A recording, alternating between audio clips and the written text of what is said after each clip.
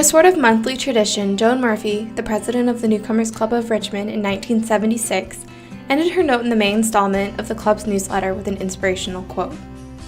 Amidst a schedule of club activities and several RSVP reminders, Joan told her fellow club members, "Remember, our main purpose is to extend a warm, friendly welcome to the newcomer. So let us be the first to give a friendly sign, to nod first, smile first, and speak first. Friendship is to be purchased only by friendship." Established in 1950 by a pair of friends, the Newcomers Club of Richmond was an organization founded, as the bylaws explain, to promote interest in civic affairs and extend a warm, friendly welcome to all newcomers to Richmond, by introducing them to other newcomers and starting them on a new social life.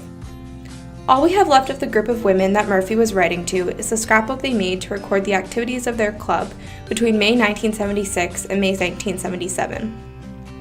This scrapbook gives us a limited snapshot of what it meant to be a member of the Newcomers Club that year, but from the pictures, newspaper clippings, and flyers that these women saved, we can begin to piece together the interests and values that they shared, and start to create a better understanding of why membership was so important to them. Being new anywhere can be a daunting experience, and although, as its name suggests, the Newcomers Club was established to make that transition easier, flipping through their scrapbook reveals a surprising lack of any talk about being new. If being part of the Newcomers Club wasn't about being new, what was it about? An article that ran in the Richmond Times-Dispatch on August 8, 1976 begins to answer this question. The reporter writes, "There is no limit to the length of time a newcomer may belong to the Newcomers Club, and there are members who have been newcomers for 25 years, giving newcomers not only the friendship of others new to the area, but knowledge and expertise of longtime residents." Friendship, knowledge, and expertise. These values, which this reporter may or may not have thought much about including, are actually central themes that emerge from the Newcomers Club scrapbook.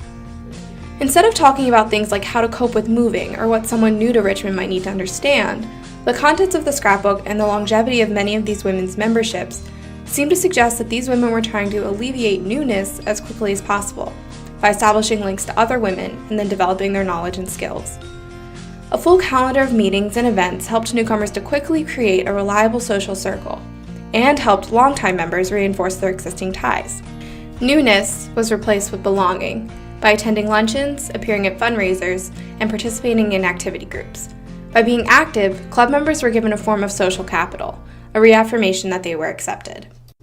The act of scrapbooking itself also seems to have contributed to the belonging of club members and their levels of social capital.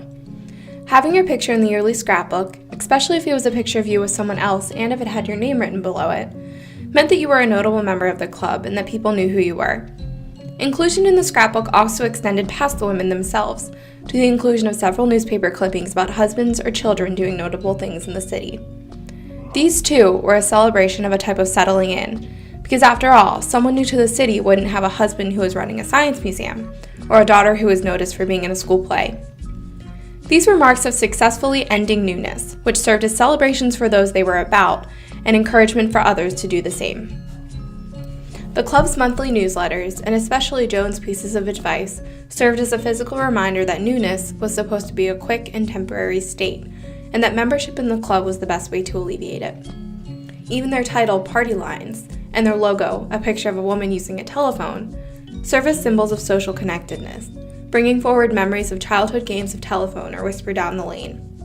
Although newness didn't seem to be a topic that was ever discussed, Joan's reminders that the only way to have a friend is to be one, or do something for someone else and see what it does for you, happiness is not perfected until it's shared, were implicit encouragements to seek out newness and put an end to it. The values that Joan's words portrayed, openness, happiness, and activity, are all values that helped these women establish quick ties with others, so that they could begin to grow their social capital and could move quickly out of the role of newcomer.